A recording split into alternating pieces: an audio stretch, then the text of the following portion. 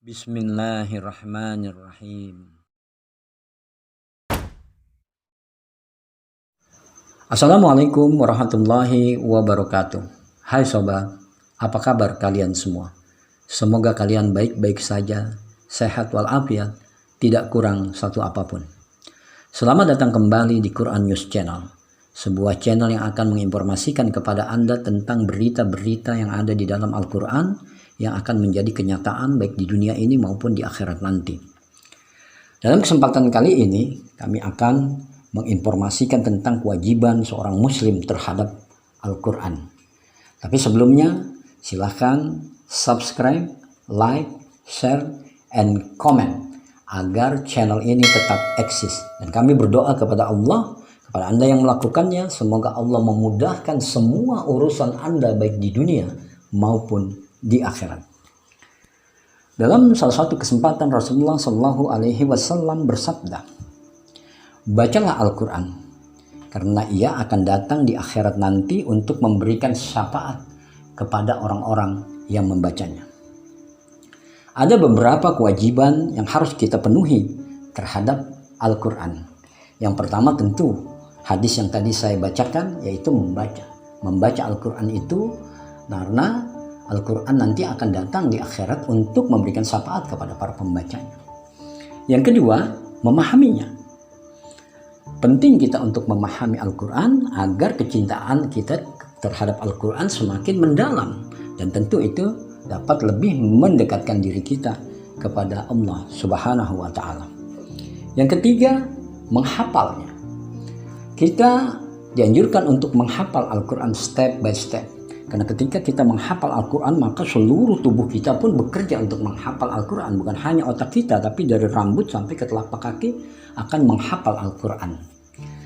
Yang keempat, mengamalkan. Tentu hal ini cukup berat, tapi kita berupaya untuk semampu kita mengamalkannya, yaitu menjalankan semua perintah-perintah Allah yang ada di dalam Al-Quran dan menjauhi semua larangan-larangan Allah yang ada di dalam Al-Quran. Apabila keempat hal ini kita lakukan, maka kita akan mendapatkan beberapa manfaat. Manfaat yang pertama jelas Rasulullah sebutkan bahwa Al-Quran akan memberikan syafaat bagi para pembacanya di akhirat nanti. Betapa beruntungnya kita ketika Al-Quran memberikan syafaat kepada kita, dan tentu pasti Rasulullah pun akan memberikan syafaat kepada kita hingga kita dikelompokkan sebagai orang-orang yang soleh. Yang kedua, apabila kita aktif membaca Al-Quran, maka Allah akan menjaga kita dengan membuatkan sebuah dinding yang tidak terlihat antara kita dengan orang-orang yang tidak beriman kepada kehidupan akhirat. Allah berfirman di dalam surat Al-Isra ayat 45 yang artinya, sesungguhnya apabila kalian membaca Al-Quran, maka kami akan membuatkan sebuah dinding yang tidak terlihat dari kejahatan orang-orang tidak beriman kepada kehidupan akhirat, baik bangsa jin maupun manusia yang jahat. Saya ambil contoh, misalkan ada orang yang ingin melakukan kejahatan pada Anda seperti begal misalkan.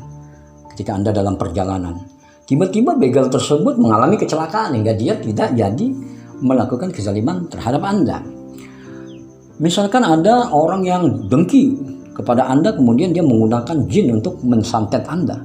Anda akan dilindungi dari hal itu dan Anda tidak akan terkena santet. Bahkan santet itu akan kembali kepada orang yang melakukannya.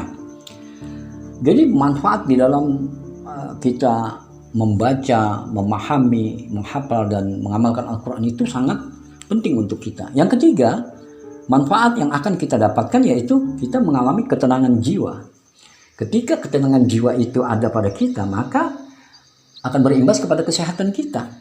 Kita tidak akan stres, kita tidak akan depresi yang mengakibatkan terkena penyakit stroke. Itu semua tidak akan kita alami. Jadi manfaat-manfaat ini akan kita rasakan betapa manfaat ini sangat berguna untuk kita di dunia ini dan di akhirat nanti. Tapi kenyataannya hari ini banyak kaum muslim yang mengabaikan Al-Quran. Jangankan untuk mengamalkannya, bahkan membacanya saja sudah tidak tertarik lagi. Itulah kenapa Rasulullah Shallallahu Alaihi Wasallam berkeluh kesah Allah sebutkan di dalam surat Al-Furqan.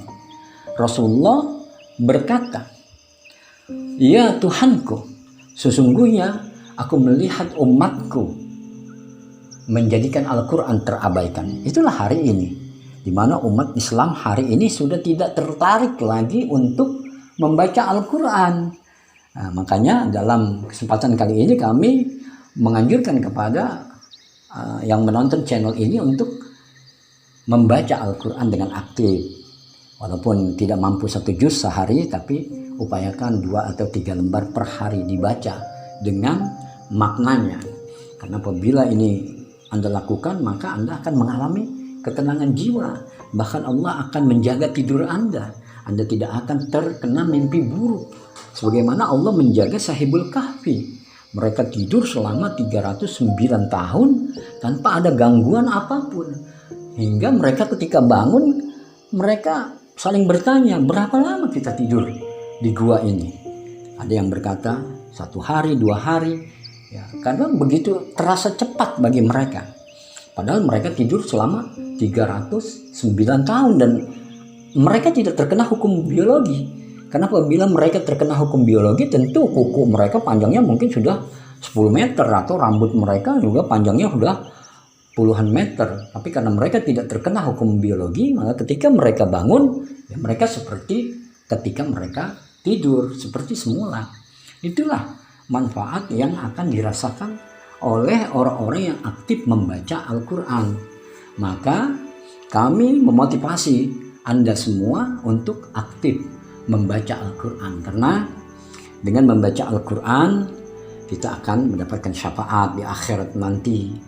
Karena dengan membaca Al-Quran, Allah akan menjaga kita dari kejahatan makhluknya. Dan juga apabila kita membaca Al-Quran, Allah akan memberikan ketenangan dalam jiwa kita. Dan Allah menyebutkan bahwa Al-Quran itu sebagai as-sifah, obat hati. Jiwa kita akan menjadi tenang apabila kita membaca Al-Quran.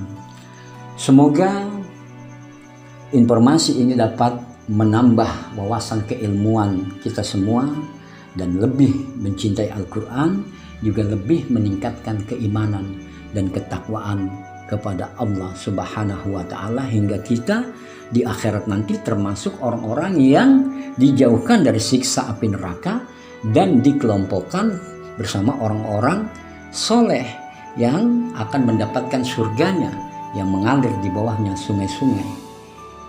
Wallahu a'lam bishawab. Wassalamualaikum warahmatullahi wabarakatuh.